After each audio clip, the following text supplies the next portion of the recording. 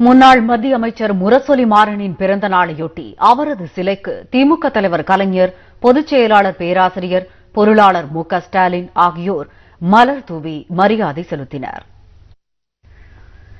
தேர்தலில் யாருக்கு வாக்களித்தோம் என்ற ரகசியத்தை காக்கும் வகையில் புதிய எந்திரத்தை பயன்படுத்த தேர்தல் ஆணையம் திட்டமிட்டுள்ளது. ஆனால் இதுபற்றி மத்திய அரசு எந்த பதிலும் தெரிவிக்கவில்லை.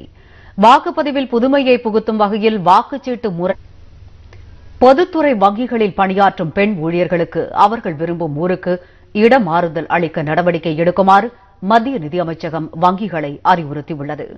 பாரதிய மகளிர் வங்கி உட்பட இந்தியா முழுவதும் 27 பொதுத்துறை வங்கிகள் செயல்பட்டு வருகின்றன. இவற்றில் பணியாற்றும் முன்னாள் மத்திய அமைச்சர் முரசொலி மாறனின் பிறந்த நாளையொட்டி பல்வேறு மாவட்டங்களிலும் திமுக சார்பில் அவரது படத்திற்கு மாலை அணிவித்தும் மலர் தூவியும் மரியாதை செலுத்தப்பட்டது. திருவாரூர் மாவட்டத்தில் குமரி மாவட்டம் நாகர்கோவிலில் 100 ரூபாய், 500 ரூபாய் கள்ளநோட்டுகளை அச்சடித்து புழக்கத்தில் விட்ட 2 பேர் கைது செய்யப்பட்டனர். இவர்களிடமிருந்து கள்ளநோட்டு தயாரிக்க பயன்படுத்தப்பட்ட மடிக்கணினி உள்ளிட்ட தளவாடங்களும் கைப்பற்றப்பட்டன. கன்னியாகுமரி மாவட்டத்தில் அண்மை காலமாக கள்ளநோட்டு மதுரையில் நடைபெற்ற நாய் கண்காட்சியில் 200க்கும் அதிகமான நாய்கள் கலந்து கொண்டது பார்வையாளர்களை வெகுவாக கவர்ந்தது.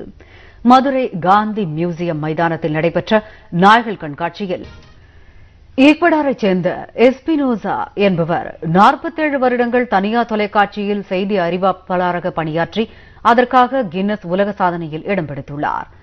ஈக்வடார் நாட்டைச் சேர்ந்தவர் அல்போன்சோ எஸ்பினோசா.